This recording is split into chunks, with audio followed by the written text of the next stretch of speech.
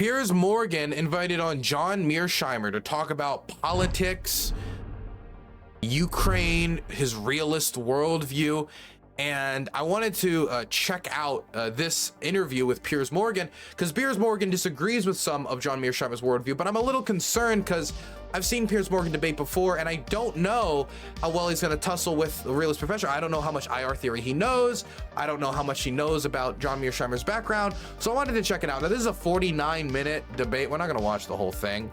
I think we're probably just going to watch through the Ukraine section. So maybe like 20 something minutes, and then we'll probably, maybe we'll watch more. It depends how it goes, but that's probably how much we're gonna watch. I don't really want to get into the Israel-Hamas John Mearsheimer takes, so let's check it out. Oh, for those of you who don't know, John Mearsheimer is probably one of the most well-known proponent of neo-realist theory.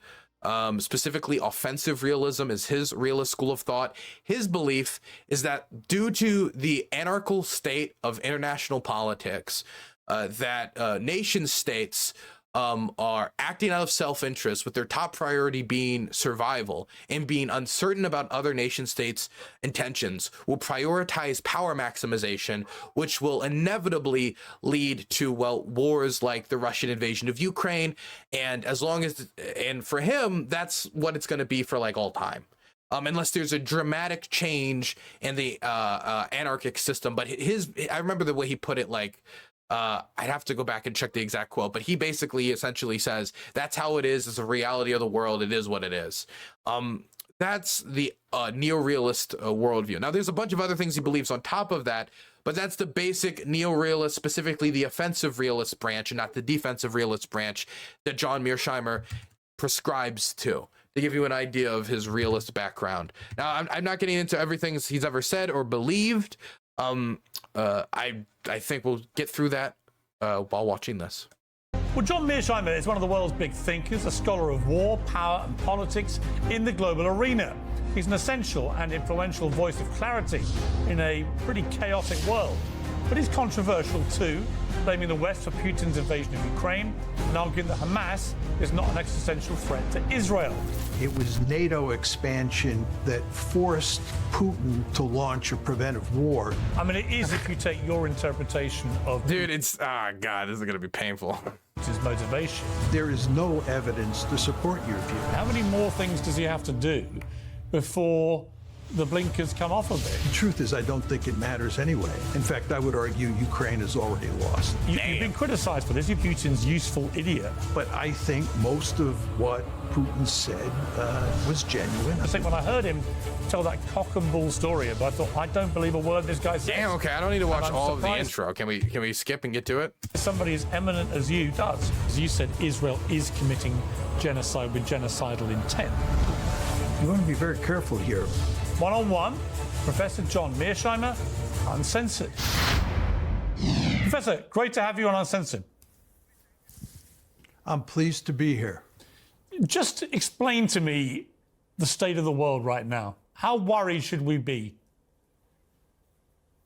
Well, I think we should be very worried. There are three main areas of the world to be concerned about. The two most obvious areas are, one, the Middle East, where we have this raging war between the Israelis and the Palestinians in Gaza that threatens to escalate.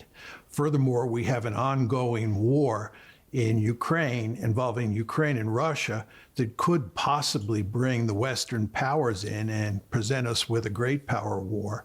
And then third, an area that one could argue is the most dangerous area in the world, especially from the American point of view, is East Asia, where you have an intense competition set in between the United States and China. So we have three big regions of the world where there is a lot of trouble or a lot of potential for trouble. I want to ask you about two of your positions, and correct me if they're not your positions, but I think I'm right in saying that you draw a distinction between the merits of Russia's invasion of Ukraine as opposed to China's potential invasion and takeover of Taiwan. In the case of Taiwan, you think America should intervene, but in the case of Ukraine, you don't think America should be getting involved. What is the ideological difference here for those who are watching from the sidelines and thinking, well, hang on, aren't they pretty similar scenarios? Piers, it's not so much an ideological argument that I have regarding the two wars. It has, or two crises. It has more to do with my realist worldview. I think in the case of Ukraine, it was NATO expansion eastward and the attempt to make Ukraine a Western bulwark on Russia's borders that forced Putin to launch a preventive war in February of 2022. I don't think that Putin was an imperialist and was bent on conquering all of Ukraine and then going into Eastern Europe. I think he was reacting mainly to NATO expansion. So this is a problem I have with realists, and I don't even think all I know a lot of realists actually disagree with John Mearsheimer. I mean, like, for example, Kenneth Walsh is somebody that Mearsheimer respects, but even like Kenneth Walsh, a defensive realist, is a defensive realist, not an offensive realist. And Kenneth Walsh would probably say that in reaction to Russian aggression in places like Georgia or Chechnya or Transnistria or Ukraine, nation states uniting together and becoming part of things like NATO, that's the defensive realistic response, as smaller states power balance in reaction to the intentions, or what they believe the intentions are of the Russians in invading and conquering Ukraine. As for the idea that this was NATO expansion that caused this, or it was NATO expansion that caused Russian aggression, I do want to throw out there that a lot of the ideological foundations for intervening in this crisis have existed when it comes to like a Russian nationalist perspective from before this. The Russians, for example, sent the 14th Arms Army in the 90s to Transnistria, and not internationally recognized breakaway republic from Moldova, and then fought the Moldovan army to defend the Russian speakers of Transnistria, to defend the percentage of ethnic Russians that lived in Transnistria. They ended up winning that war, and Transnistria exists as a continued breakaway state to this day and as a major hub for drug trafficking. Then, of course, there was the intervention in Georgia, which then saw the quote-unquote liberation from the Russian perspective of South Ossetia and Abkhazia, the intervention in Dagestan, 2 wars in Chechnya, before eventually the Russian invasion of Ukraine in 2014. When Ukraine joining NATO was still a major question, and there were a lot of barriers between Ukraine and joining NATO. And between 2014 and 2022, a lot of those barriers still existed, if not existed more pertinently. For example, there was still the problem with NATO states not wanting Ukraine in. Hungary didn't want Ukraine in NATO. Hungary didn't want Ukraine in NATO in 2014. Hungary doesn't want Ukraine in NATO in 2022. And Hungary doesn't want Ukraine in NATO today. Turkey wasn't on board. France and Germany, before the invasion, were also against Ukraine joining. And so there was still a lot of wiggle room for negotiation to stop Ukraine from joining NATO, on top of the fact that NATO terms and conditions state, and this was put in place specifically to stop Ukraine from joining NATO, is that nation states that have current active territorial disputes cannot join the alliance. This is to prevent the alliance being dragged into a war, as Mearsheimer describes. So I think that when it comes to NATO expansion, that was something that the Russians had basically prevented in Ukraine. Ukraine was becoming stronger. The military was becoming more effective. In some ways, it was integrating with NATO standards. But when it comes to joining NATO, that had been prevented. And back in 2014, the Ukrainians were willing to negotiate the future of the port in Sevastopol after Yanukovych regime crumbled, when they murdered over 100 people. So I think trying to totally reduce this to NATO expansion, which I'm not saying didn't play any role, even if the Russians in 2002 said that, they were actually interested in, joining NATO. Not only that, well, actually, no, I forget exactly when they said that, but in 2002, they said it was up to Ukraine whether they joined NATO. Obviously, the situation has changed since then, but Putin was the administration at that time. At the end of the day, I think there's more to it than that. Because if it's just NATO expansion, why in 2022 they were not going to join NATO, they weren't around the corner. The war could have been, if that was the reason he invaded, because he was forced to invade. What forced his hand? What happened in 2022 that forced him to invade? Why couldn't he have kept the status quo? I mean, what's wrong with that? For example, like if like the other examples of, like, for example, the Chinese doesn't want American bases on their border, so they have North Korea there. They have North Korea there, and they don't need to take back South Korea to achieve that objective. So if they were to invade South Korea, and then the reasoning was, well, we didn't want American bases on next to Chinese soil, that wouldn't be a justification. You've already prevented it. They've already prevented Ukraine from joining NATO by doing the intervention. And they had a lot of diplomatic weight that made both the Obama administration, the Trump administration, and the Biden administration until the invasion consider Russia's hard power and as to why they didn't want Ukraine to join NATO, but would give them some assistance in the event of a Russian invasion. I think he's being extremely reductive to fit the realist worldview. I think the realist worldview is extremely reductive, and I think his worldview is extremely reductive on this.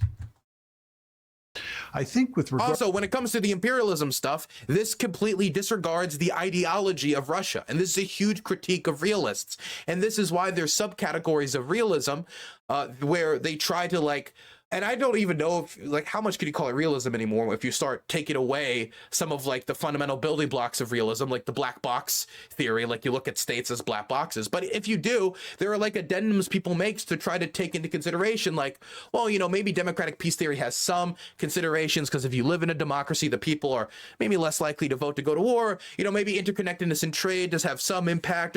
Well, the ideology, if they're ultra nationalists or they're pretty liberal, I think that has an impact too.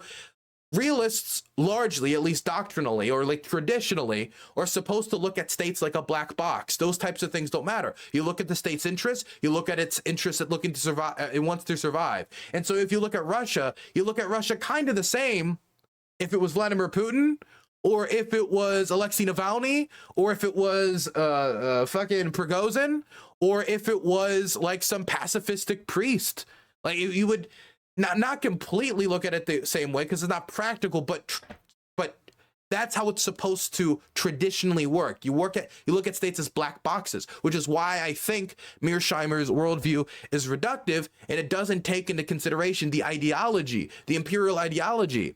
Ivanin Ilinin, I forget how to pronounce Ilin. I forget how to pronounce the author's last name. I always fuck it up, but the philosophers that Putin read and Putin praises has an impact on how he wants to govern the state and what he thinks Russia's role in history is going to be. Putin is 70 years old. He wants to build his legacy. And so completely saying this is about NATO expansion or trying to reduce it to that when there was no immediate threat of NATO expansion, I think is incredibly reductionist. And it comes from his worldview. regard to East Asia, it's a very different story. Oh, and by the way, Russia has engaged in a ton of imperial rhetoric. Putin's argument for why he started the war was drenched in it. That Ukraine doesn't really exist. It's an artificial creation. It can only exist as an extension of Russia. Putin regularly saying things like Russia's borders end no war and putting it on posters everywhere, regularly regurgitating these ultra-nationalist ideas and imperialist ideas with state propaganda, regularly into the population, the heavy crackdown on the opposition. I do think ideology is playing a role here. I do think that imperialism is playing a role here. I mean, when the Russian state TV says Russia can only exist as an empire, I mean, how do you know that that's all just for show and they're just looking at the world like a giant chessboard with no Russian chauvinistic beliefs attached to it or imperial beliefs attached to it? I think with regard to East Asia, it's a very different story. Like when Putin had a blank canvas to talk to Tucker about Russia and why he invaded Ukraine, he talked for 44 minutes about history, from Yaroslav the Wise to Who Gives a Fuck McGee, all the way to modern day. And so if he's doing that, does no one think that maybe, you know, he's saying that and he's talking about himself like Peter the Great at these meetings, as the Russians are? He's talking about that in public, that it couldn't have anything to do with him building his legacy, his ideology, or where he thinks Russia should be in the world. Like, I think John's being a little reductionist. China is a peer competitor of the United States, and from China's point of view, it makes eminently good sense to try to dominate East Asia, or Asia more generally, the way the United States dominates the Western Hemisphere. And in the American case, We have a vested interest in making sure that China does not dominate Asia. We're going to go to great lengths to contain China the same way we attempted to contain the Soviet Union during the Cold War. So you have an old-fashioned security competition in East Asia involving one state pursuing regional hegemony and another state trying to prevent that. And that's a fundamentally different situation than the one you see in Ukraine. I mean, it is if you take your interpretation of Putin's motivation. I mean, I would take issue with that because I think Putin is... Like, is it really, like, I'm not saying take a politician at his word, but he opened the war not only with, like, an essay, like, outlining all of his, like, imperial ideology. He gave a speech outlining his imperial ideology. And then he gave another interview to Putin. I mean, to Tucker, lighting this out. To think that that has no impact in his view as, like, my legacy as the new czar of a Russian empire or any, like, that has no impact. It's just all NATO expansion. Oh man, I just can't jive with it. I mean, I would take issue with that because I think Putin is a former KGB. Hey, Revengeance the Musical, thanks for the sub. I appreciate it. I mean, I would take issue with that because I think Putin is a former KGB guy who never thought the Soviet Union should be broken up. He would love to restore it as much as he could. He sees himself as a kind of modern day czar. I think he has an extraordinary disregard for human life. I think he's become a sort of mafia boss running a gangster country. And I think he just took his opportunity to illegally invade a sovereign democratic country, whether he likes it or not. That's what Ukraine is. And if the West allows him to get away with this, I would not be remotely confident that he would not want to then stomp his way through into other countries. Why are you confident he wouldn't want to do that? Well, you raise a lot of different issues, and let's first go to the whole... Let me just say, the Russian army is still in Transnistria. The Russian army has invested a lot of money into destabilizing Moldovan politics in a pro-Russian direction. There's even been, like, attacks in the area, which have been considered provocations. Why wouldn't, since Moldova is not in NATO, would they not just keep marching that way? And we could try to be like, fine, we'll give up Ukraine and we'll give up Moldova too. But we got everybody else in NATO. Well, I mean, not Georgia. You know, maybe they're screwed down the line. And you know, seems to be a lot of Russian attempts to infiltrate Georgia. But, you know, we got all our NATO states prepared. We got all our NATO states protected. Moldova has a deep relationship with Romania, which I don't want to get into the specifics of it, but many believe they're one country. There's a lot of people living across the border, that, you know, family interconnectedness.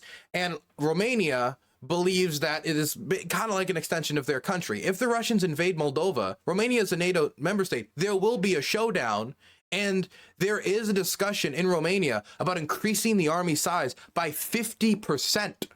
And that is the chief of the army saying they want to do that because they say if the Russians win in Ukraine, they will come to Moldova. Do I know that for sure? No, but the pathway is there.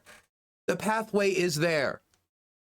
And so I am not very confident. And that's not even talking about a Trump victory scenario with Trump's rhetoric about, you know, abandoning certain NATO countries if they don't pay, you know, the 2% threshold, and whether Putin would question the motives of a Trump presidency, question like, hey, I'm 70 something years old. I don't got much time left. Trump is seemingly openly suggesting that, you know, maybe NATO defense pacts are a little bit more negotiable, maybe a little bit more kind of like almost like a mercenary contract than anything else. Maybe we can find a way to benefit Trump more than staying in NATO would. And then if they have uncertainty about our defense commitments, why wouldn't they probe our defense commitments in NATO? Definitely if Putin's going into his 70s thinking about legacy. I'm not saying this is going to happen. What I am saying is the same confidence that John Mearsheimer showed that Putin would not invade Ukraine, and that if Putin would invade Ukraine, then Ukraine would quickly collapse because the East loves Russia so much, using using bad data or misconstruing data in a way that I thought was dishonest to get a bad result, which gave him a bad prediction, which then made him wrong. And so I think he might also be wrong in this instance as well. Because again, he's viewing it, I think, simply kind of like a black bloc, as realists often do. subject of what his motivation was for invading Ukraine. My argument, as I said, was that he was prompted by NATO expansion and that this was a preventive war to stop Ukraine. Let me respond to something in chat. If Russia wants to keep expanded, why didn't they conquer all of Georgia? Well, number one, that assumes that the Russians could conquer all of Georgia. Because I've had conversations with some people, and I'd have to go study the Georgian War more, about the fact that the Russian army started to run into a lot more opposition the deeper they got into the country, and it was getting more difficult. And part of it was not only like, you know, staying back because they didn't want to go too far because they had to see like how the West would respond, but also because they were running into more trouble and they didn't want to take very high casualties. Either way, I don't know. You'd have to ask the people who made the decision not to conquer all of Georgia. But it could also be that they thought they could handle it with a small operation, freeze the war, then reignite it in the future, as they did in Ukraine. I don't know. I'm not Putin. I don't know his intentions. Uncertainty about his intentions exist. For invading Ukraine. My argument, as I said, was that he was prompted by NATO expansion and that this was a preventive war to stop Ukraine from joining NATO. Your argument is that he's basically an imperialist, that he's bent on conquering all of Ukraine, and then when he's finished conquering Ukraine, what he's going to do is move into Eastern Europe, and he's going to, if not restore something that looks like the Soviet Union, he's going to create a greater Russia coupled to a Russian empire. I think that's your view, which is, of course, fundamentally different than mine. My argument is that there is no evidence to support your view. I do not think Putin's essay about the artificialness of Ukraine also applied to Estonia, Latvia, Lithuania, probably Romania, certainly Moldova. I think it might have also applied to a few other. I don't want to go back and just name every Soviet country, but it wasn't just Ukraine that was artificial creations. They didn't constrain the arguments to invade Ukraine in his essay or in his speech. Much of it was talking about post-Soviet countries, and I thought it was being made evident that the groundwork, the ideological groundwork to invade Ukraine, could be used to invade other countries as well. So I would say that his opening speech about the war would be a piece of evidence I would point to. Large infiltration in Moldova would be a piece I would point into. I mean, it depends. You have to question what the intentions of cyber attacks across Europe is. You can interpret that as defensive cyber attacks, I guess, or you could interpret it as probing of defenses. A lot of this depends on how you interpret Putin's intentions, but again, he's verbally at least signaled in that direction. And the Russians certainly are massively expanding their military production. And they certainly have invaded other countries before that used to be part of the Soviet Union to reassert control over them, like Georgia, like Chechnya. And I don't seem to see why they wouldn't try something in a place like Moldova, especially if they find success in Ukraine. Now, if they find semi-success or like halted success or like take a little bit of land but couldn't take the rest of Ukraine, then I would think it would probably be a while before they tried anything in Moldova. But I think it would depend on the results of the war. If we just completely abandoned Ukraine, for example, if we entered a type of decision atrophy, as we're seeing is a problem in the House, then I think there's going to be a lot more questions for the Russians about our intentions, and then they might push it more. It all depends on, I think, how we react. But the idea that if we just weren't there, or if NATO just kind of fell apart, the Russians would only assert this type of attack on Ukraine and they wouldn't assert it on places like Estonia, Latvia, and Lithuania, I think that they would. I think that there are things in place stopping them. The reason the Bulgarians joined NATO, and they said this explicitly while they were trying to join when talking to American negotiators, was, I want to join NATO. We want to join NATO because we know one day the Russians will be back. One day the Russians will be back on their feet. They're not on their feet right now. We're already seeing some of the stuff they're doing, and we want to be back in NATO. We want to be protected. That's why so many nation states joined. They didn't just all, I mean, there's a question about like stability. You could say some people just following the leader if you want. But at the end of the day, I think a lot of it was for this fear of Russia doing exactly what it's doing now. Think you can point to anything that Putin said or anything that Putin wrote that indicated that he was interested in conquering all of Ukraine. Why would you believe or it? That he was interested. With respect, though. I mean, I would look at this action. The march on Kiev was not, I think, a diplomatic overture. I think they were trying to take Kiev to collapse the country. They were marching, they went around Mykolaiv headed towards Kiev. That's across the Dnieper River. I think if they weren't going to annex all of Ukraine, maybe Donetsk, Luhansk, and Crimea, the plan was to annex those lands and then install a puppet. Because, like Putin said, Ukraine could only exist as an extension of Russia. So either it exists as an extension of Russia or doesn't exist at all. That seemed to be the threat. Professor, why would you believe Vladimir Putin if he told you what the weather was? I mean, the guy is a serial liar. I judge people by their actions. All I'm seeing is a Russian dictator illegally invading a sovereign democratic country. Does no one remember Putin's opening speech? I know it was boring. I know it's hard to listen to him. I know he's not nearly as Chad-pilled as many people seem to make him out to be, or as propagandist photographers has. But I think people might have an interest in going back and watching that opening bell again before he before his army face planted, when he thought it was going to be like a very quick special military operation. I mean, the guy is a serial liar. I judge people by their actions. All I'm seeing is a Russian dictator illegally invading a sovereign democratic country and seizing large chunks of it, causing absolute mayhem. I don't think Piers is making a good response here. I think you should cite what Putin said before. I don't know, whatever. And I see, to my surprise, a lot of American commentators, particularly on the conservative side, who seem fairly relaxed about letting Putin keep the land he's stolen. And that would never have happened in conservative circles 30 years ago. I'm kind of mystified why you would allow Putin to win. Well, allowing Putin to win, let's just put that aside for a second. The point is that I think there is no evidence to support your view that he was an imperialist. I mean, I already talked about this. I mean, we could talk about occupied territory and how they're... I could use the word ethnically cleansing. If you guys are uncomfortable with that word, that's fine. Just have people fight over the exact definition. But they're deporting the unloyal Ukrainians. They're recruiting them forcefully against international law, which, you know, you cannot recruit in occupied territories. They heavily suppress dissent in these territories. They're bringing in the Russian books. They're replacing the people that they deported with settlers. That's colonialism. I mean, he's engaging in imperialism.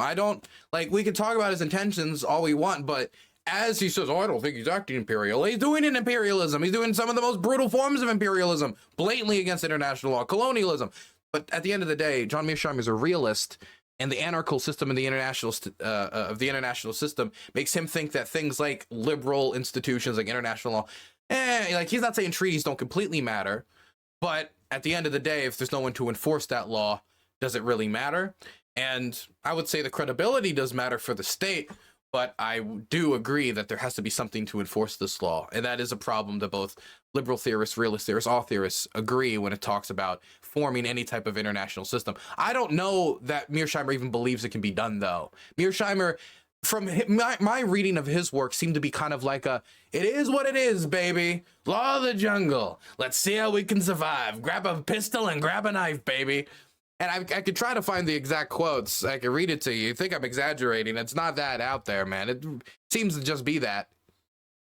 I don't think you or anyone else can point to evidence that he said he was interested in making Ukraine part of a greater Russia. He's on the record saying he's interested in... You know, we're talking about Mearsheimer, and so I just love bringing up random Mearsheimer facts because people don't read his old work. Here is Mearsheimer talking about how the Japanese invasion of China is kind of China's fault. Moreover, Japan acted with restraint from 37 to 41. Consider the major events of that period that are said to demonstrate its mindless aggression. The war against China, which began in 1937, was initiated by Chiang, not by the Japanese, who wanted to avoid armed conflict. None of the bombings, the fake, like, oh, we were attacked and then charging. What, really?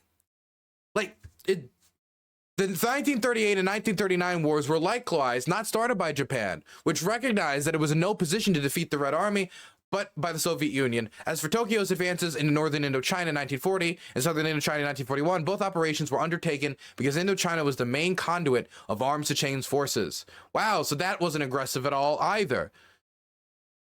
Invading Indochina, no, that's not aggressive because they were shipping weapons. Okay, got you. So if Russia was to invade, say, Poland, or was to successfully carry out that Russian intelligence operation to bomb Polish tracks, that wouldn't be an aggression initiated by Russia because they were, they were shipping Russia. Interesting. Anyway, let me find some more cool Mearsheimer facts. Or anyone else can point to evidence that he said he was interested in making Ukraine part of a greater Russia. Well, he's on the record as saying that he's interested in. Well, hang on. He's on the record as saying he thinks the breakup of the Soviet Union was a mistake. Right. And he says that anybody who is interested in trying to recreate the Soviet Union doesn't have a brain in their head. He's made it perfectly clear that he's not trying. Yeah, but the problem with the Soviet Union and how he thinks is a tragedy isn't the fact, and I think this is a little dishonest. His point wasn't that, oh, it's bad that we had that empire, the Soviet Union. His point was communism is dumb. Like, asking for its return, you have no brain, but those who miss it have no heart. He's like, he yearns for the power of the Soviet Union. He yearns for the position of dominance that Russia was in. The scientific advancements that the Soviet Union was known for, the space race, these achievements. That's what he misses. Not the communism, the power, the empire. Trying to recreate the Soviet Union, even though he readily admits that he misses it. Well, he invaded Georgia. He seized Crimea. Oh, I found the quote I was talking about. Here is the tragedy of geopolitics. That's what John Mearsheimer calls it.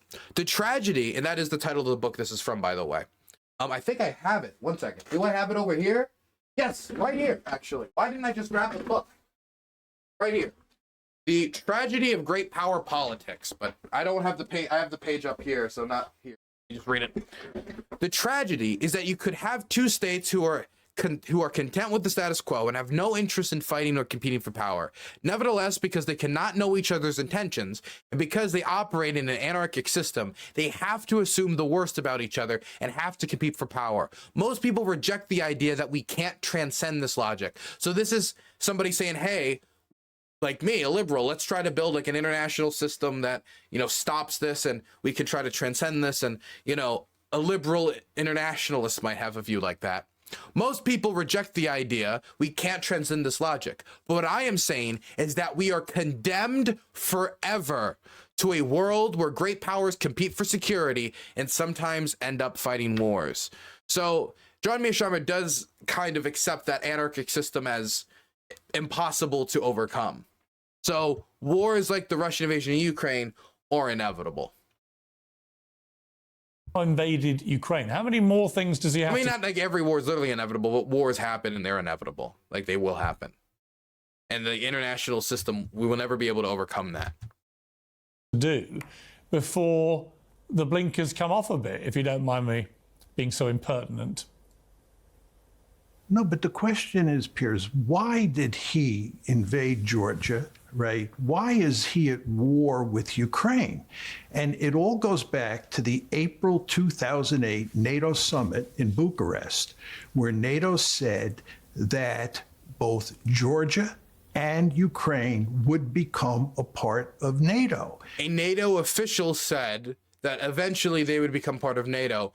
Other NATO member states said at the time that they objected to it, including France, Germany, and Viktor Orban was still in power then and is still in power now. All people who objected to it. Russia could have engaged in negotiations and diplomacy to stop it. And after the 2014 invasion, they had effectively put a basically permanent stopgap until they were removed from the country or some treaty was signed to stop that NATO expansion. And unsurprisingly, and since that 2008 statement, they hadn't made any of the steps towards like, okay, we have signed, all the nations have agreed that you can join NATO, or all these nations have flipped and they want you to join NATO. Like they were doing some of the NATO integration processes, but from administration to administration in Ukraine, the position on NATO integration continued to change. A few months later, in August of 2008, the Georgia-Russia war broke out, and it was over this very issue. And in 2014, it was one of the issues. Again, it's very reductionist. Major crisis broke out over Ukraine, and it was over this issue of NATO expansion and the efforts to make Ukraine a Western bulwark on Russia's borders. Again, it wasn't just NATO expansion. Even if I would say it to some extent, I think it played some role, even though they said Putin said in 2002 it was up to Ukraine if it joined NATO or not. Guess he's changed his mind since then. And so have the Ukrainians. But not including things like, for example, like the annexation of Crimea. When we talk about that, they go, oh, well, that's, they wanted the base in Sevastopol. The Ukrainians said right after, the Ukrainian interim government, right after Yanukovych fled, one of the first things they did is told the Russians that they could negotiate over Sevastopol, indicating that the Ukrainians were giving wiggle room for the Russians to stay in Sevastopol, to continue to have the base there, meaning that even after the Ukrainians would go through possibly with the association agreement, which isn't even full EU integration, that they would still allow the Russians to operate in the Sevastopol naval base. But that wasn't enough. They went in and they annexed Crimea, then funneled guns into the Donbass and interfered with the ATO anytime the Ukrainians tried to take that land back. I don't think it is just NATO expansion. It wasn't just NATO expansion. If it was just NATO expansion, then why would they have invaded in 2014 and not when NATO expansion was a real possibility? In 2014, there wasn't any big NATO event. There was an association agreement that was being negotiated that Yanukovych pledged on the campaign trail he would do. And then once the Russians didn't want Ukraine to enter it because it would mean that entering the association agreement mean they would have to not do certain trade deals with Russia, they economically pressured them, which they agreed they wouldn't do in the 90s. And then that led to Yanukovych pulling back on his commitment, which he made on the campaign trail to pass it. Student protests started. He cracked down brutally on the student protests, murdered 100 people, and then he fled the country once the people were too angry at him for him to continue to rule. Putin made it clear in April 2008. And by the way, Putin was... And let me just say something. If EU integration is better for the Ukrainians than the Russian economic deals that they were offering, why isn't it up to the Ukrainians to make that decision? What happened then, what he's talking about making a Western bulwark, is the association agreement. Why can't the Ukrainians be part of, for example, European economic integration, but not part of NATO? Which again, in 2014, wasn't even an issue. It wasn't a big thing they were advancing. They weren't about to join NATO. They were doing some integration, but it was like changing certain weapon systems or having to meet a certain standard of training. There wasn't anything coming around then. So not you just trading with the West too much. Oh, that's too much Western integration. You have to be integrated with Russia economically. You have to be integrated with us politically. You have to join our defense agreements. This is the thing. Even if Ukraine didn't join NATO, if they would eventually be pressured by the Russians to join their economic agreements, which Yanukovych was announcing he was joining and was going along the process of joining as the Russians started to pressure him. It isn't just enough that the Ukrainians stay neutral. The Ukrainians have to, as Putin said at the start of the 2022 invasion, work as an extension of Russia. At the Bucharest summit, that this was an existential threat to Russia. And he said he would go to great lengths to prevent Ukraine from becoming part of NATO. And that's precisely what's happened. Right, but the other way of looking at it is that he has behaved in exactly the way that cynics like me predicted he would behave, and that is actually... Also, some could say this is exactly why Ukraine needs to be in NATO, because this didn't happen to Estonia, Latvia, and Lithuania. Other countries this could be happening to. Does John Mearsheimer really believe that Estonia, Latvia, Lithuania, if not in NATO, would be perfectly safe? The behavior of not somebody fearing NATO encroachment, but somebody who wants to just seize territory. See, this is where other realists, like I think Kenneth Waltz, might come out and disagree with Mearsheimer. I would note to you that I argued in 1993 that Ukraine should keep its nuclear weapons because there was a serious possibility Russia might invade Ukraine. And that was a catastrophic error. But by the way, he did argue that in 1993, that Ukraine should keep its nuclear arsenal because Russia might invade. But if Russia had no imperial intentions, and by the way, if you read his 1993 article about Russia invading, he just talks about like Russia has invaded them before. They might invade them again. They should keep their nuclear arsenal. And the Ukrainians gave them up because they were told that they'd be turned into an international pariah. And there was a threat that the Russians might invade in order to even seize the nuclear weapon. So they gave it up in return for security guarantees that the Russians and Americans wouldn't invade, and we come to their insistence if they were invaded. And now here we are. But if he believed that they had to have a nuclear arsenal to stop a Russian invasion in 1993, this is before the 1999 expansion of NATO, the first big wave, or before the what's it called? The 2000, I think it was the 2002, 2003, or 2004 expansion. This is 1993. So if it was NATO expansion that caused it, this is also the same year where the Russians are interfering in Transnistria. Why would he make this argument? Why would he say they should keep their nuclear arsenal if NATO expansion into Ukraine wasn't even like a thing yet? To tell Ukraine to give them up. That's correct. And he was arguing that the Russians might invade. I argued in 2014 in a famous article in Foreign Affairs that if we continued to pursue bringing Ukraine into NATO, the end result... What changed between 1993 and 2014? By the way, I've read responses to people bringing this up, and he doesn't really do much directly addressing it. I don't want to like misquote or anything. You know what? I don't want to talk about it too much because I'd have to go find it and bring it up to be fair, but I would recommend you guys go read the responses, some of the other more professional professors out there that have responded to Mearsheimer and brought up these articles before and how Mearsheimer reacted. You can go, that's homework for you guys. Would be big trouble. I was interested both in 1993 and in 2014 in making sure that Russia did not invade Ukraine and Ukraine did not get wrecked. It was the West. It was the Western foreign policy establishment and the mainstream media that thought that it didn't matter what Putin said because we could shove NATO expansion into Ukraine down his throat. And that was a giant mistake on the part of the West. And the end result is that Putin responded, and he responded by invading Ukraine in 2022. And we now have this disastrous war.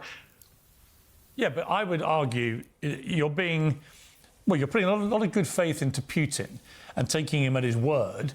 I would argue that what Putin has done in the last few years illustrates exactly why... By the way, if he takes Putin at his word, then he also has to take his word about all the other imperialist things he said that Piers and him haven't brought up.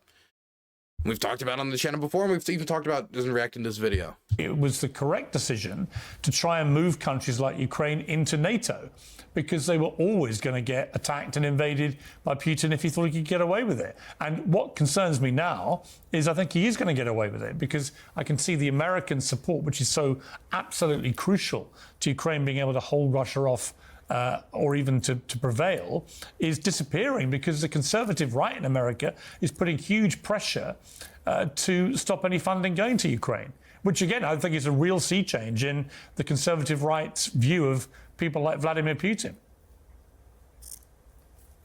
I think there's no question that it's quite surprising what's happened in terms of Republican support for Ukraine. I did not think this would happen.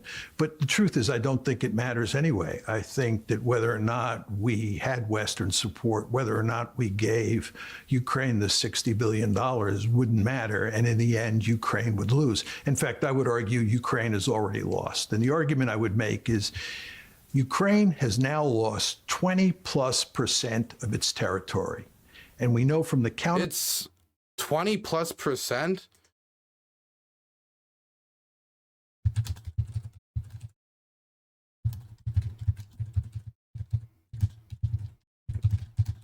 I think it's around, I know it's around 20%. I don't know if it's 19 or 20. I want to know what percentage it actually is right now. It is, we got like an active percentage tracker. I don't think there's a percentage tracker. I know it's around 20%, but he says 20 plus. I don't know if it's plus, but whatever. I'm nitpicking. Offensive last year that there's no way that Ukraine is going to take back that territory. So that territory is lost. He's coming to that conclusion, I think, very readily, and that's under the assumption that the Russians can continuously bleed troops forever. If the Ukrainians wanted to continue this forever, if they had to, I mean, on and on and on. I don't want to get into all the specifics. I'm not a general. He's not a general. He's a professor, right? But he's not a military expert, and he's not a military expert on this issue either. And so I don't want to get into all the specifics, because even I'm not going to say even but I'm not a military expert either. But the Russians eventually cannot just throw tanks and BMPs at the Ukrainians forever. At the current rate of loss, in 2 or 3 years, it's going to become a major problem. They're already taking out Stalin-era tanks into their use. They can't do that forever. They have a manpower advantage and they have a vehicle advantage. But if the Russians keep slamming themselves against the Ukrainians for 3 years, and the Ukrainians get the Western support, the Ukrainians might not be able to take everything back. Maybe they would be. I don't know. I've underestimated them before. You've underestimated them before. They've taken back 50% of the territory that the Russians captured since the start of this war. But the idea of just counting them out because, what? Is it the manpower problem?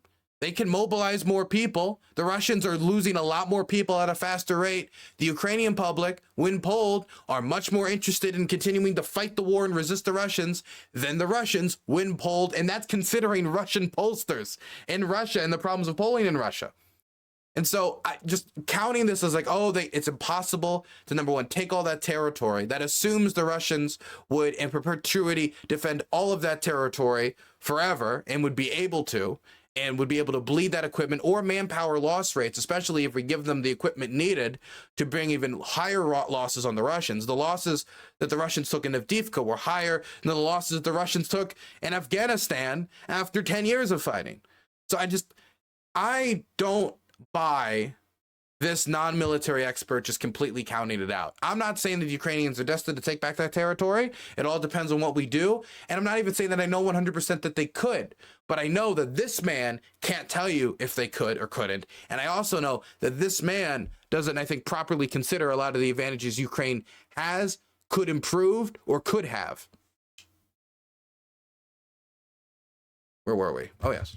The question is, what does the war look like going forward? My argument is that moving forward, Ukraine is going to lose more territory. More people are going to die. And the principal reason this is the case is that this is a war of attrition. And in a war of attrition, the balance of manpower, the balance of artillery, and the balance of air power all matter greatly. And if you look at all three of those balances, they are decisively against Ukraine right now, and they only get worse with the passage of time. Take artillery. The truth is, if Ukraine had kept its nuclear weapons, I don't think Putin would have done. Wait, can we? God, they're kind of shifting off of this. But if we go back to the conversation he's talking about, if we go back to just like the weapons imbalance and stuff, the losses are imbalanced. If we go with the Jack Textera leaks at a loss of 1 to 2.5, are we really saying that if we put the pedal to the metal after we delayed aid to Ukraine for so long? I mean, we're barely even, we've completely like tapped out of it. And the Russians are still taking, like, according to their estimates from their guys, 17,000 dead in Avdiivka on top of all the injured. The Ukrainians predicted 47,000, not even talking about vehicle losses, equipment losses, stuff like that. And we're saying if we put our pedal to the metal, let's say we gave the Ukrainians 100, 110, 120 billion. Like, not even we're not talking about 60 billion with 20 billion going to our stocks, but really putting the pedal to the metal. That we couldn't at the very least put the Ukrainians in a negotiating position that could vastly improve their odds. It all depends on what we do. It's not just a question of, number one, how many artillery guns you have. There's also a question of the quality of your artillery guns and the quality of your artillery teams. There's also a question of who's attacking and who's defending, with the attacker obviously having a big disadvantage with this type of trench warfare, as we saw in Avdiivka and the high losses that the Russians took, which caused Mers to kill himself, the Russian mill blogger, when he saw the data, and he had to publish it before blowing his brains out for getting in trouble for publishing it.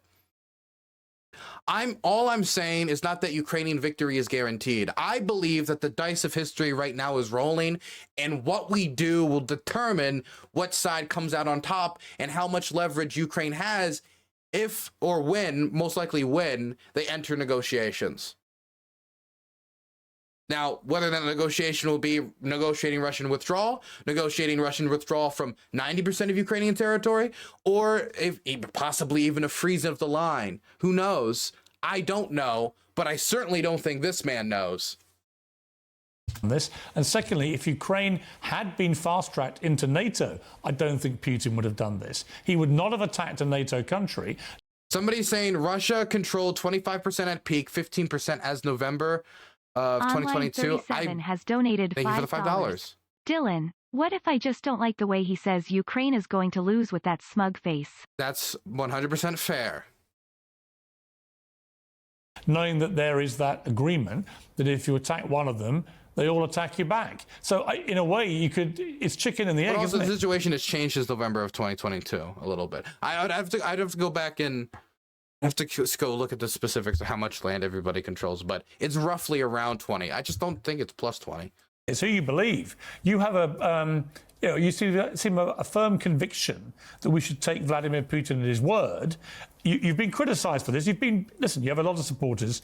You're extremely eminent in your field. I don't remotely suggest otherwise. But you've had people like the journalist and Pulitzer Prize-winning historian Anne Applebaum, who's accused you of being Putin's useful idiot. Her quote, not mine. I mean, how do you respond to people that see you like that? Well, wait. Here is, if you're going to call him a useful idiot, you should at least describe why he's a useful idiot, right? You can't just say, hey, because all he did was an appeal to authority. He didn't go into Anne Applebaum's article and argue and say, this is what John Mearsheimer said, this is the thing that she has a problem with. Like, go back to that 1993 article where he said that Ukraine shouldn't give up its nuclear weapons. Why, if he doesn't believe Russia's imperialist, why would Ukraine, before NATO expansions, even like a twinkle in the eye of Ukrainian political leaders, was he thinking they have to have a nuclear weapon to stop Russia from invading? Why? That's a question you could ask. Don't just make an appeal to authority. You have to ask. You have to bring the argument. You can't just make an appeal to authority, because most people don't know who Anne Applebaum is. Anne Applebaum's fantastic. I recommend her book, Red Famine. I have it on my shelf over there. Got some other books by Red Applebaum. Anne Applebaum. You should read her books. They're good, but you should use her argument if you're going to cite her. As I often say, when I was a little boy, my mother taught me, when you can't beat people with facts and logic, what you do is you smear them. You engage. See, this is why he needed to give the argument, because now he's just going to be like, you smeared me, you bullied me, you called me mean name, but no argument. No argument. I'm John Mearsheimer. I'm smart. Like, well, no, he's, and then here's going to be like, okay, next point. But you got to give the argument, or he's going to look like he's right, because you didn't give an argument. Name calling, and Anne Applebaum is famous for that. She is unable to beat me with facts and logic, so she calls me Putin's puppet. I don't take these arguments seriously. The question is, what do the facts say? And if you look at the facts, it's quite clear has donated $5. Dylan, this is only half a joke, but why don't we just spend $1 or $2 trillion on nuclear bunkers? Then go full hog and send ground troops to Ukraine? Dog, don't get into the discussion if nuclear war is winnable, because if nuclear war is winnable, there's like some people are going to be like, whoa, my God, that's relief. So we could actually win. For like commanders, they would think that. But for me, that's terrifying. That's terrifying if nuclear war is winnable. Because if it is winnable, if it's possible to win a nuclear war, then our decision makers will think it's winnable, and they'll be more likely to engage in it. And that, to me, makes it scarier, because then there might be decision makers who might fall back on it. So I like, whether or not nuclear war is winnable, I really don't know. And the more I read about it, the more I think about it, and the more it scares me. But we should keep that concept. I hide under the bed covers. I don't like to think about it. Putin was not bent on conquering all of Ukraine. I would point out to you, Piers, that shortly after the war started, as you know, it started in February of 2022, and almost exactly 2 years ago, shortly after the war started, Putin and the Ukrainians were negotiating a deal Is it going to be the Boris to Johnson end the thing? war. And that deal did not include Putin conquering all of Ukraine. All Putin wanted to do is clear from the historical record, is make sure that you got a neutral Ukraine, which that was not all that he was negotiating. Okay, so there was also questions of demilitarizing Ukraine. There was also questions where he still wanted the Ukrainians to pull out of the rest of Donetsk, pull out of the rest of Luhansk, still wanted to keep Crimea, and the Russians were continually advancing in areas like Kherson, taking the city of Kherson on March 3rd. And so there was a question on whether or not he was really going to give it back, if it's a delaying tactic, on top of the fact he was still making other demands. And when they were negotiating in Turkey, the agreements that they were kind of maybe thinking about agreeing to, there was nobody present that could have had the authority in Ukraine to agree to such a deal. And so, like, they were talking, whether it was genuine, I don't know. That's up to interpretation. There's uncertainty about the intentions of negotiations, whether it was a delaying tactic or not. And when it came up to the point where, you know, negotiations fell through, this also seemed to be after the fact where these atrocities that the Russians committed started being shown to the public and people started to see it, and it became extremely politically palatable, and for a lot of people, unpalatable because, you know, they're afraid if the Russians are doing it in Bucha, then why aren't they probably doing it in other places as well? Meant that Ukraine would not be part of NATO. What happened immediately after the war started in Istanbul is clear evidence, in my opinion, that Putin was not bent on conquering all of Ukraine. He just... Again, Ukraine has to exist either as an extension of Russia or parts of it. Either an extension of Russia or not at all. That seemed to be what the speech said. And then he invaded and tried to march on Kiev. Maybe he was willing to take something short of that once the invasion started to go awry so he could build towards it in the future. But I thought he showed his intentions clearly. Whether he, once things started to fall through, he started to change his intentions a little bit, I don't know. $5. It's all speculation. It pisses me off that people like him don't take in what Ukraine wants to do. If they want to apply for NATO and EU membership, it's up to them to decide. For him, he thinks that's he says, like, that's all nice and dandy and everything, but the world is the world. It is what it is. Ukraine, whether it likes it or not, has to take in Russia's security concerns because Russia is a bigger, more powerful power, and that's the nature of the world. That's how he would view it. Just wanted to make sure it did not become part of the Western Aries, thank you so much for the $5. Appreciate it. alliance. I mean, how sure I watched Putin's interview with Tucker Carlson the other day, and he talked about this and blamed Boris Johnson for scuppering the peace deal, telling Zelensky not to do any deal with Putin. But I watched Putin, and I saw somebody who's, for example, his half... Again, we don't know if Boris Johnson scuppled it, but we have... And there's books like Our Enemies Will Vanish, which talk about it, which seem to show evidence that there was much more there, like what happened and was revealed at Bucha, that pushed people away from negotiation. And once the West fulfilled its commitment to help Ukraine in this scenario and said we would help them, then yeah, he did have more leverage and had more maneuverability, and so he had more power to make that decision. But I think that's our responsibility. Should we have really said to him, you have to negotiate a deal now or we're not going to help you at all after he was invaded? What type of deterrence effect would that give the Russians if he decided, okay, I guess we're going to fight anyway? And I mean, would that not be like falling back on our commitments? And what if we do pull out and then the Russians do just take over all of Ukraine? That would be an absolute disaster. Either way, like, I don't, the Boris Johnson story has some holes in it, and it's far from known fact. Rambling answer to Tucker Carlson's first question, giving his version of the history, was so completely skewed to one way of thinking, to Russia's way of thinking. And the rest of his general demeanor in that interview suggested to me a narcissist, a quite delusional guy, a pretty nasty... Again, the things that Piers are talking about, like the personal character traits of the individual, I think these things matter, actually. Online 37 got a Tier 1 subscription. Oh. He said, just because Putin didn't ask for the whole country. We all should be thankful. And let him dictate peace terms. What a fool. Thanks, Online 57, for the Tier 1 sub. I appreciate it. Piers Morgan is about to go into a bunch of things like character traits about Putin. I think these things actually matter. I think people get weird about it. Like, you know, he's a Gemini, so he decided to, like, no, I don't. I think, though, if somebody is extremely a nervous leader, I mean, this is the whole idea, like, why Nixon pushed madman theory, you know? That's the whole reason they did. I do think these character traits can end up mattering. I do think Idi Amin's character traits had an effect on his regime and why it crumbled. But again, realists don't tend to spend too much attention paying to the character traits of the leadership, even if the power is basically mostly centralized around Putin, and a lot of times of the characteristics of the regime or the ideology of the regime. Most of it is going to be on survival of the state and the black bloc and the international chessboard and how these states interact, and from his offensive realist viewpoint.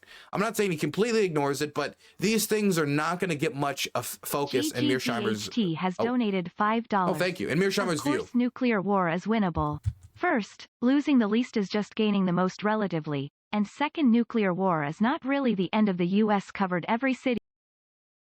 End of the U.S. covered every city and 100 giant nuclear bunkers. Like, I don't even want to think about nuclear war's winnable right now. I appreciate the $5, though. Piece of work. Certainly not somebody that I would instinctively want to trust.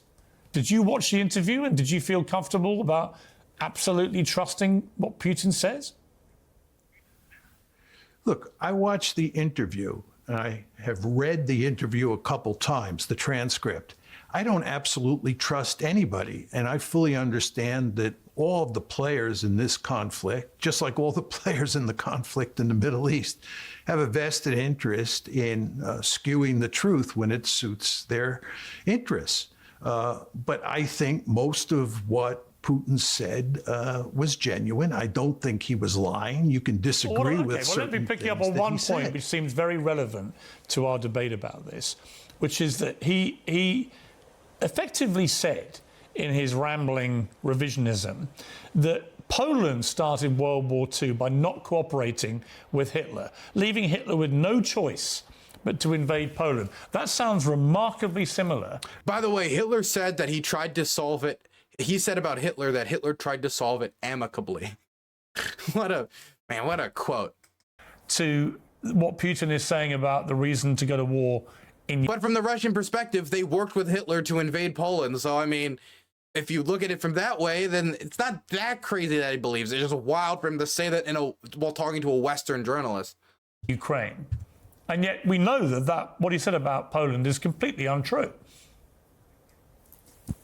I agree with you about his comments regarding the origins of World War II. It was the one place in his commentary and when I read the transcripts that sort of jumped out at me. I think his explanation of how Poland effectively cost World War II. Again, it's the V-Day, Victory Day cult in Russia, the warship cult around World War II. It's amazing that they fought and beat the Nazis, but they have, to an extent, made a cult around it, which means re-examining the start of the war and exactly what the Soviet Union did and giving the Soviet, handing over German communists that were killed in concentration camps, or the Katyn massacre, or the sending of resources over to the Soviets, or certain assistance they gave during the invasion of Norway, or there's certain things that are not allowed to be examined. There's a reason why the Russians reclosed the National Archives on the Putin's regime. And I'm not saying that don't have a victory day, don't celebrate it, but don't turn it into a cult and don't make your history into mythology. Place in his commentary and when I read the transcripts that sort of jumped out at me. I think his explanation of how Poland effectively cost World War II. Well, it was complete nonsense, and it was designed. It was designed to protect the dictator, in that case Adolf Hitler, from legitimate criticism of illegally invading Poland. Putin in his head just flipped it round and said, no. It was all Poland's fault because they didn't cooperate with Hitler. Just as he says now, it's all Ukraine's fault because they didn't do what I wanted them to do. And I see a parallel there, which is not conducive to me taking Putin at his word. Look, I don't want to get into the business of comparing Putin to Hitler, and I completely agree with you that Putin misrepresented the origins of World War II in Europe, so there's no dispute there. But going back to Ukraine, which is the issue on the table, there's no question that he insisted that Ukraine not become a part of NATO. He viewed that as an existential threat, as did all his lieutenants. It's just a Russian version of the Monroe Doctrine. Here in the United States, we do not allow distant great powers. Look, I don't remember. Look. I don't remember the part. There was a lot of things we did in South America that were horribly, horribly, horribly atrocious. But at the end of the day, we haven't invaded Venezuela. And if we did invade Venezuela, I would say it was a horrible idea. We backed off of invading Cuba. And I think the Russians should back off of invading Ukraine. To come. I don't like the comparison, really, because there's a bunch of other elements to this. Imperial beliefs, the history that are just completely different. But if we're going to make the comparison, then would the comparison not be maybe like Trump going through with an invasion of Venezuela, which I would be against? And that's, of course, very different, right? Still, like when it comes to intentions, what would be the motivating factors? But I mean, even in that, I don't agree. Come into our backyard, and Putin was making a similar argument. Like we had to bite the bullet when it came to the Cubans. And we decided that we could shove NATO expansion down his throat, and we failed. It's a pretty straightforward story, in my opinion. Well, of course, if we'd succeeded faster in bringing Ukraine into NATO, then we would have stopped Putin attacking Ukraine. The USA did invade Cuba. Yeah, we did invade Cuba, and then we had to put our tail between our legs and go home. Because they would have been part of NATO. In the same way that if we hadn't taken the nuclear weapons away or persuaded them to give them up, I think he wouldn't have done it either. I think you're right that if Ukraine had been in NATO, that Putin would not have attacked NATO. Right. So the real, it seems to me the real failure was we didn't do it fast enough. NATO. Well, we didn't do it fast enough to justify Ukraine's membership, because Putin managed to attack them before they became a member. And they're becoming a member precisely to stop him attacking them. And you agree that if they were a member of NATO, he wouldn't have attacked them. So, again, it comes back to chicken and... The nuke joke came off wrong. Sorry, dude. I'm not pro-nuclear war. It's okay. But I am pro-nuclear bunker mandates. Better safe. Safe than sorry. Gotcha. You want to do like Albania nuclear bunker edition. You just want like Vault Tech to be real. I got you. And before they became a member. And they're becoming a member precisely to stop him attacking them. And you agree that if they were a member of NATO, he wouldn't have attacked them. So, again, it comes back to chicken and the egg. And look, we're going to disagree about this. It's an interesting debate. And I know from talking to people I know in Russia that this is the belief in Russia. They believe in Putin's version of events. I just think when I heard him tell that cock and bull story about Poland being responsible for the start of World War II, I thought, I don't believe a word this guy says. And I'm surprised somebody as eminent as you does. You know, I would point out to you that Jens Stoltenberg, who is the head of NATO, reiterated my argument this past Saturday in Kyiv, and he has made my argument eloquently before. Jens Stoltenberg also believes there's other factors involved. Like, again, that his reductionist view does not take into consideration. And Jens Stoltenberg doesn't believe that this war was specifically started because of NATO expansion. Just that it might be an pre-existing aggravating factor. Stoltenberg, again, who is the head of NATO, argues that the war was largely a result of NATO expansion and that Putin was bent on preventing Ukraine from joining NATO. So you want to understand that there are important people in the foreign policy establishment out there who agree with my line of argument. Well, I also understand that Hungary only today, the parliament in Hungary has approved Sweden's bid to join NATO. That's the last hurdle for them to become a 32nd member. Finland also, of course, is heading that way. So NATO is expanding, whether Vladimir Putin likes it or not. And the reason these countries want to be in NATO is precisely to protect themselves from Vladimir Putin or his ilk attacking them. I don't dispute that, but Ukraine in NATO or Georgia in Ukraine or Georgia in NATO or Belarus in NATO are a very different matter because of geographical location. I mean, Ukraine matters enormously to the Russians for geostrategic reasons. And Sweden does. And then maybe then, and this is what I'm going to say, ultimately, and I've talked to a lot of Ukrainians who are like I've talked to a lot of different Ukrainians who, of course, don't want the Russians to invade their country, fighting back. And a lot of them say that Ukraine is more united now than ever. And the polling data reflects that as well. Kiev Institute of Sociology, you can look it up yourself, that most Ukrainians view the country as more united than ever as well. And they're fighting the Russians and are more determined to join groups like NATO than ever because of Russia's actions, because Russia treated the Ukrainians so much worse than the West did over the last 30 years. When we say, hey, you want to join NATO, they're like, oh, maybe, I don't know. The Russians are like, join, no join them, join us. Like that, there is a difference there. There is a difference there. Like when we were talking about nuclear weapons in Ukraine, we threatened to make them an international pariah. The Russian threat was to invade and take the nukes, right? There is a difference there. There is a difference there. And so I think that when it comes to the Ukrainians, they have been browbeaten by the Russians and they have been abused by the Russians and they're going in our direction. And ultimately that is the fault of the Russians for treating them so poorly. If they would have treated them better, if in 2014, when the revolution happened, they moderately reacted to it. They made clear that, you know, they have military, they could use it, but they negotiated to make sure that the port of Sevastopol stayed, then that they could have kept their army there. They could have kept the port of Sevastopol there and tried to negotiate to say like, hey, no NATO membership, maybe EU integration, but no NATO membership. We'll find some middle ground. We'll find some compromise. You'll agree to be neutral on the front of not joining NATO like a Finland, but have some integration like them, or like a Sweden and have maybe some integration like them, but we won't join NATO or negotiate. They could have, but then they invaded, and then they've created a strategic crisis for themselves. They pushed the Ukrainians further away. And so is this ultimately the fault of the Russians for not taking the opportunity to negotiate? Or are we going to put it on the fault of the Ukrainians for considering other strategic options when Russia has a history of invading them and conquering them? Doesn't, and therefore Putin is certainly willing to allow Sweden to come into NATO if he can prevent Ukraine from coming into NATO. How does this war end in Ukraine, do you think? I think what you're going to get is an ugly victory.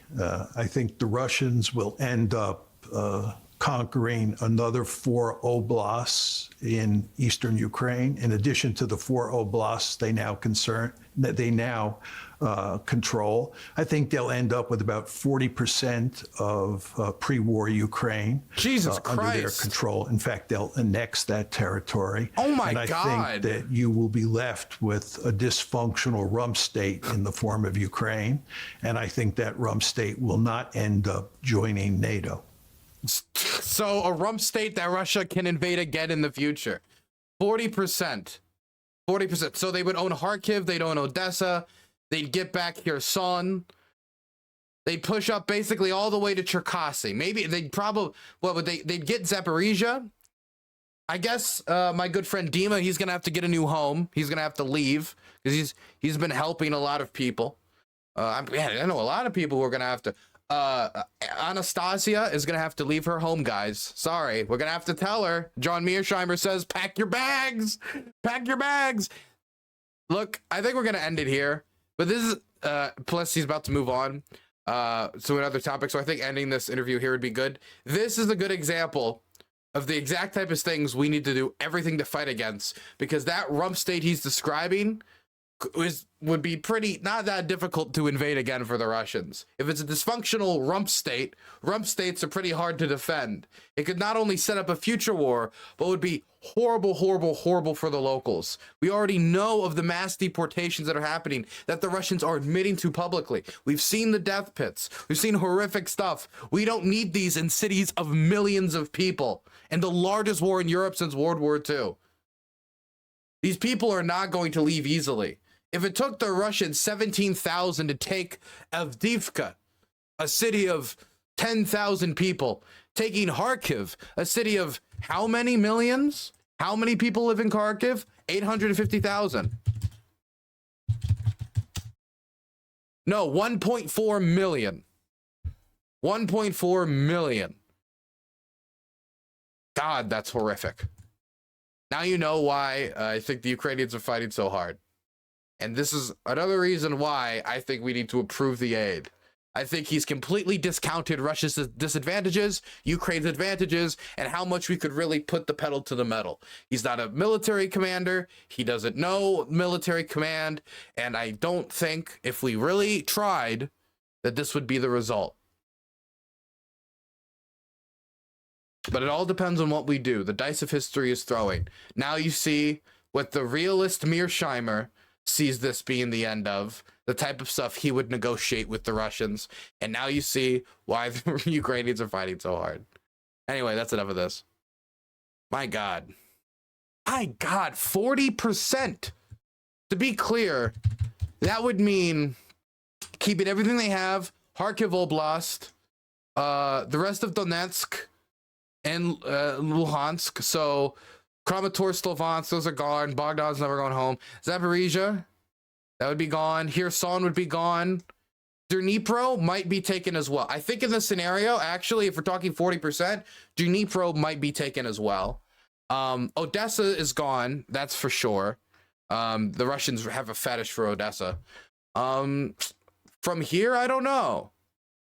I mean, I don't know where they would go from here. I guess, I think that would probably be it. If we're talking 40%, I think that's it. So Odessa, so Crimea, Luhansk, Donetsk, Zaporizhia, Kherson, Dnipro, and Kharkiv.